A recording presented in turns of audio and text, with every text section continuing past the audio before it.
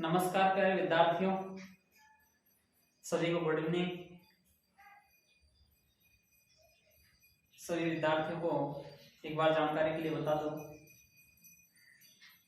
कि online education platform की दुनिया में एक नए चैनल की शुरुआत की है, इंग्लिश राजलाल मीना। आप सभी को जानकारी के लिए बता दूं कि विशेष रूप से ग्रामीण विद्यार्थी अंग्रेजी नाम के विषय से इतने डरते हैं, पता नहीं उनके दिमाग में क्या भूत सवार है, जबकि इसको ध्यान से पढ़ा जाए ये बहुत ही अच्छा विषय है, बहुत ही रुचिकर विषय है। तो विशेषकर ग्रामीण विद्यार्थी है, उनके साथ साथ सभी वर्ग को ध्यान रखते हुए, सभी विद्यार्थी वर्ग को ध्यान रखते हुए मैंने निश्चय किया है इस online education platform English Rajlal Meena के नाम से जो चैनल है, इस पर मैं आपको अंग्रेजी पढ़ाऊंगा, अंग्रेजी विषय, और आपको बहुत ही बेसिक तरीके से अंग्रेजी पढ़ाऊंगा। जिसको थोड़ा बहुत भी अंग्रेजी आती है उसके बहुत ही अच्छे ढंग से समझ में आएगी। आप सभी ध्यान से समझने की कोशिश करें। देखिए मित्रों, जानकारी के लिए बता दूं कि मेरी नई शुरुआत है कैसे ऑनलाइन टीचिंग में, तो शुरुआत में थोड़ी गलतियां भी होती है। शुरुआत में थोड़ा सा आप भी समझने की कोशिश करें, कहीं कोई गलतियां हो तो उनको अदर में नहीं करें। चलिए शुरू करते हैं इसी सिलसिले में। आज सबसे पहले हम पढ़ाने जा रहे हैं आर्टिकल्स, उपपद। इसको पढ़ने से पहले आपके सामने एक मोटिवेशनल लाइन में बोलना चाहूंगा कि लहरों से डरकर नौका पार नहीं होती, कोशिश करने वालों की कभी हार नहीं होती। हार्डवर्क इज की ऑफ सक्सेस, कठोर परिश्रम ही सफलता की कुंजी है। यदि आप भी कठोर परिश्रम करोगे, मेरे साथ साथ चलोगे, तो निश्चित रूप से आपको अंग्रेजी समझ में आएगी और आपको बिल्कुल इतनी आसान लगेगी अंग्रेजी कि हिंदी से भी आसान। बस मेरे साथ साथ चलते रहिए और इस वीडियो को अधिक से अधिक विद्यार्थियों तक पहुंचाने की कोशिश करें, ये मेरा आपसे विनम्र आग्रह है। चलिए शुरुआत करते हैं आर्टिकल्स। आर्टिकल्स की यदि हम बात करें तो आर्टिकल्स का हिंदी नाम होता है उपपद। आर्टिकल्स को हिंदी में कहते हैं उपपद।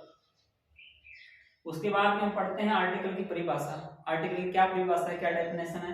डेफिनेशन की यदि हम बात करें तो आर्टिकल एक डेमोन्स्ट्रेटिव एडजेक्टिव, संकेतवाचक विशेषण है। आर्टिकल एक डेमोन्स्ट्रेटिव एडजेक्टिव अर्थात संकेतवाचक विशेषण है जिनका प्रयोग किसी नाउन अर्थात संज्ञा से पहले किया जाता है। उसके बाद में पढ़ते हैं आर्टिकल्स। आर्टिकल होते कितने? मुख्य रूप से आर्टिकल 3 माने गए हैं, ए, एन और दी।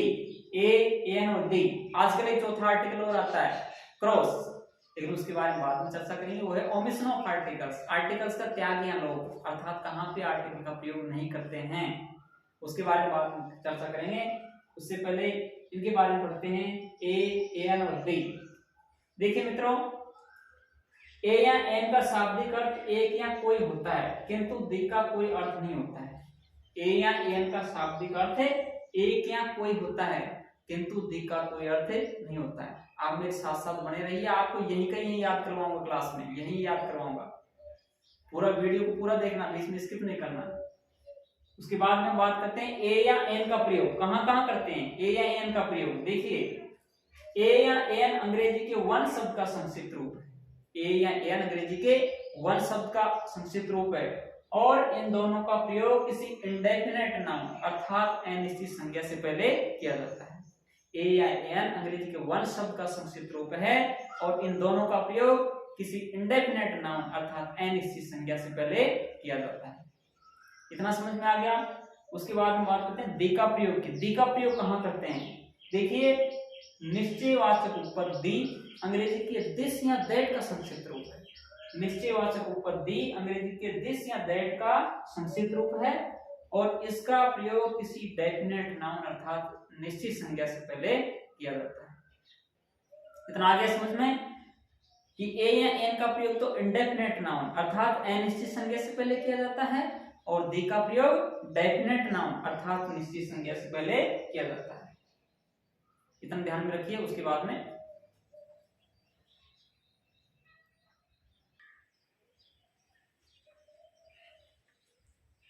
देखिए प्यारे विद्यार्थी, इसके बाद में हम बात करते हैं ए का प्रयोग की।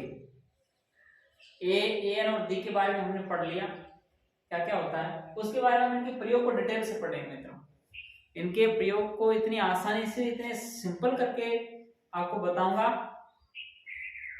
भी आप भूलेंगे नहीं कभी भी। और जब भी आपको जरूरत पड़ेगी आपको बिल्कुल ऐसे गानों की तरह याद होंगे। इस प्रकार गाने याद होते हैं ना, फिल्म गाने याद हो जाते हैं ऐसे बार बार सुनने से, उसी तरह आपके मुंह से आप बोलोगे बार बार, है ना, गानों की तरह गुनगुनाओगे इनको। देखिए ए का प्रयोग कहाँ करते हैं? इसका पहला नियम है ए के प्रयोग का।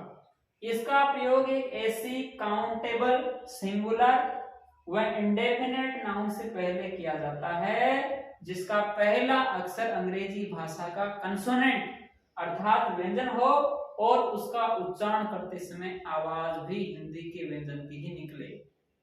अर्थात इसका प्रयोग ऐसी जगह पे करते हैं, ऐसी नाउन से पहले करते हैं जो कैसी हो, काउंटेबल अर्थात गणनीय हो, जिसको हम गिन सके। उसके बाद में दूसरी शर्त है सिंगुलर, एक वचन हो, कैसी हो, एक वचन हो, और इंडेफिनेट, अनिश्चित संज्ञा। ये जो शर्तें पूरी करते हैं जो नाउन,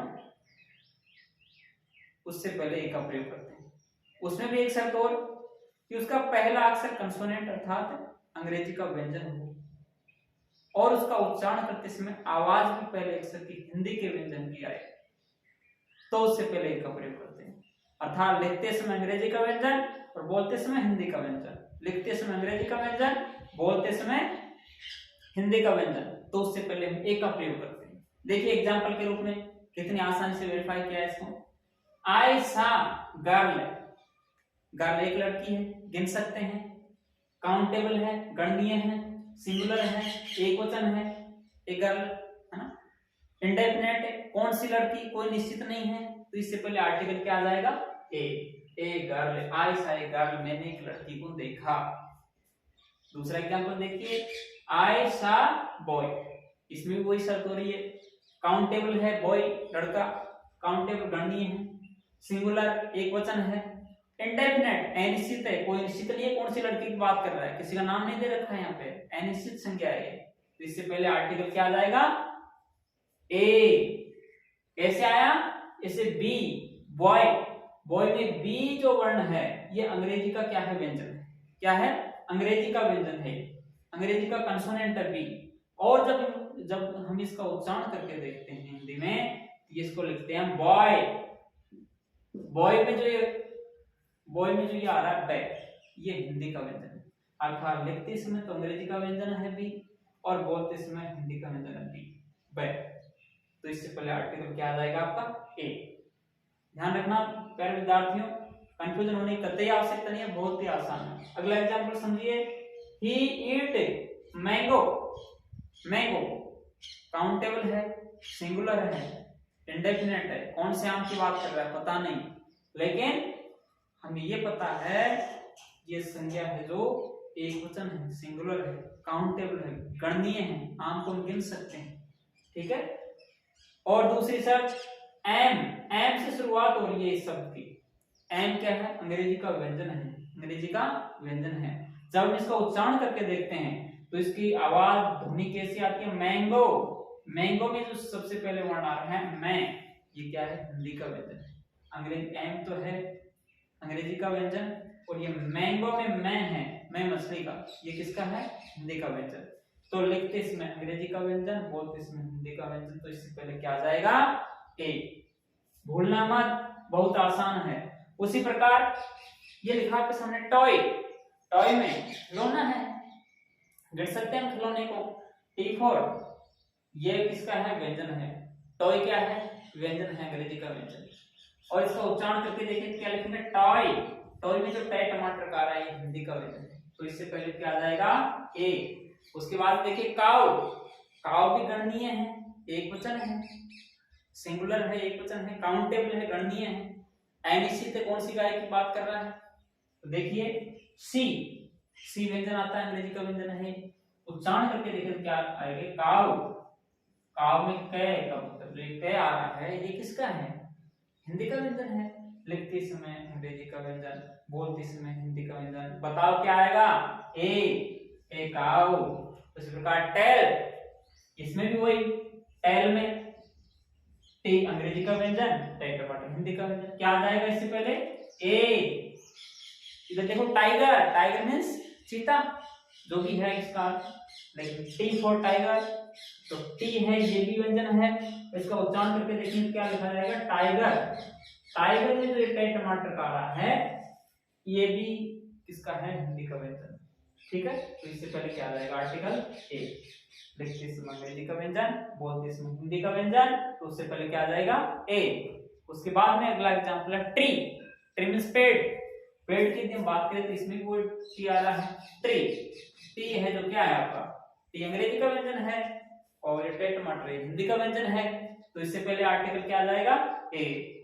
बताओ इसमें क्या समझ में नहीं आया? बहुत ही आसान है, यानी कि लिखते समय अंग्रेजी का व्यंजन, बोलते समय हिंदी का व्यंजन, तो वहां पे किसका प्रयोग करते हैं हम? ए का।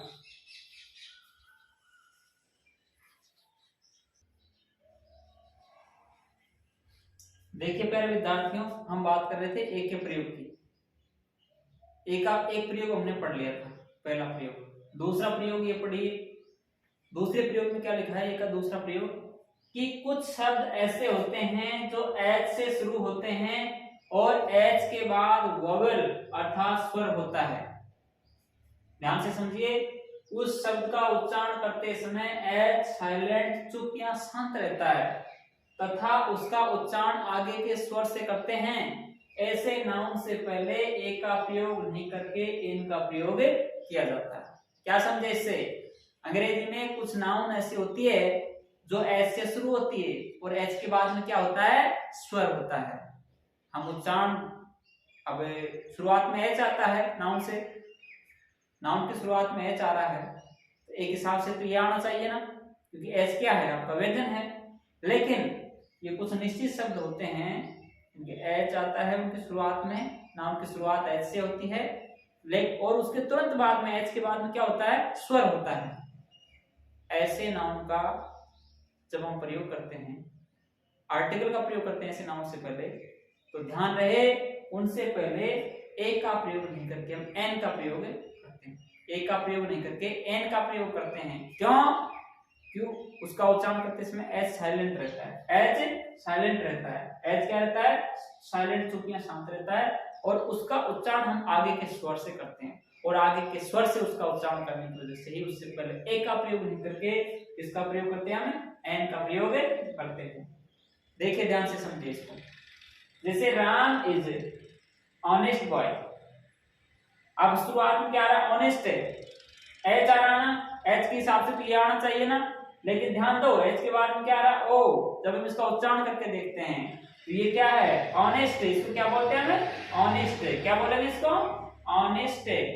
और ऑनेस्ट के अंदर हम जब उच्चारण करते हैं तो एच तो हो गया साइलेंट, उच्चारण क्या आ रहा है? ऑनेस्ट। ये ए नार का आ रहा है, ऑनेस्ट आम का, है ना।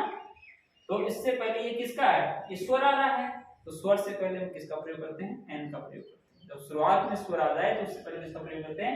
एन का प्रयोग। इसी वजह से ऑनेस्ट बॉय से पहले किसका प्रयोग करेंगे हम? एन का। ठीक है, Ram is an honest boy, Ram एक ईमानदार लड़का है। और एग्जांपल समझिए और अच्छे समझ में आएगा। जैसे अगला लिखा है आवर। आवर मींस क्या होता है? घंटा। तो यहाँ भी किस क्या आ रहा है? एच आ रहा है शुरुआत में, लेकिन हम इसका उच्चारण करके देखते हैं हिंदी में तो क्या बनता है इसका उच्चारण? आवर। आवर। और में शुरुआत में क्या आ रहा है? ओ किसका है? स्वर का है। तो इस स्वर आने की वजह से इससे पहले ए का प्रयोग नहीं करके किसका प्रयोग करते हैं? एन का प्रयोग करते हैं। अगला एग्जांपल समझिए, ऑनर। ऑनर, ऑनर की शुरुआत बेस से हो रही है, लेकिन एच के तुरंत बाद में स्वर आ रहा है, और इस स्वर आने की वजह से इसका उच्चारण भी आगे के स्वर से ही हो रहा है। इसका उच्चारण भी हम आगे के स्वर से ही करते हैं। एच साइलेंट हो रहा है, इस वजह से ऑनर से पहले क्या आ जाएगा? एन आ जाएगा। उसी प्रकार अगला एग्जांपल देखिए, एयर। क्या बोलते हैं इसको? एयर। एयर का अर्थ होता है उत्तराधिकारी। क्या होता है? उत्तराधिकारी। और इसमें एयर में भी एच साइलेंट हो रहा है, इसका उच्चारण हम आगे के इससे कर रहे हैं, तो इस कारण इससे पहले क्या आ जाएगा? एन आ जाएगा। अगला देखिए, ऑनरेबल टीचर। ऑनरेबल टीचर में भी एच शुरुआत तो एस से हो रही है, एच व्यंजन का है, इस हिसाब से ए आना चाहिए, लेकिन उच्चारण करते समय एच तो रहेगा साइलेंट, और इसका उच्चारण हम आगे के स्वर से कर रहे हैं। उच्चारण क्या होगा इसका? Honourable teacher. ये ऑनरेबल में ओ है, ये स्वर का आ रहा है, इसी वजह से इससे पहले आर्टिकल क्या आ जाएगा? एन। ध्यान से समझे मित्रों, इसको बार बार आप रिवाइज कर करके देखिए, दोबारा अच्छे से समझ में आ जाएगा, बहुत ही बेहतरीन ढंग से आपके समझ में आएगा एक प्रयोग। इसको बार बार आप रिपीट करके देखिए। और देखिए मित्रों, मैंने शुरुआत में बताया था कि मेरा नया चैनल है, पहली वीडियो है, आप भी जानते हो इस बात को कि गलतियां होती है, गलतियां इंसान से होती है, धीरे धीरे इम्प्रूव होती जाएगी और बिल्कुल दिनों दिन सुधार आता रहेगा। लेकिन मुझे सिर्फ आपका साथ चाहिए, आपका साथ चाहिए। इसके लिए आप चैनल को सब्सक्राइब करें, अधिक से अधिक विद्यार्थियों के पास, अपने दोस्तों के पास इसको पहुंचाइए, और वीडियो को लाइक करें, चैनल को सब्सक्राइब करें और घंटे के बटन को भी दबाएं। और मुझे अप्रिशिएट करने के लिए ज़्यादा से ज़्यादा सब्सक्रिप्शन के साथ साथ मुझे कमेंट बॉक्स में बताएं कि किस क्षेत्र में मुझे सुधार करने की आवश्यकता है, कि और क्या सुधार करूं, ये भी बताएं। वीडियो में कुछ कमियां रही तो वो भी बताएं, ताकि मैं आने वाले वीडियोस में सुधार कर सकूं और आपके लिए बेहतरीन ढंग से आपको एजुकेशन दे सकूं, बढ़िया ढंग से अंग्रेजी पढ़ा सकूं, है ना। और अच्छे से इस वीडियो को बार बार रिवाइज करके आप पढ़िए, अच्छे से आपको बिल्कुल बहुत ही शानदार जानदार ढंग से समझ में आएगा। आप ऐसा समझ में आएगा, कभी भूलोगे नहीं आप, है ना। और मेहनत करते रहिए, कभी मेहनत से जी मत चुराइए। नमस्कार।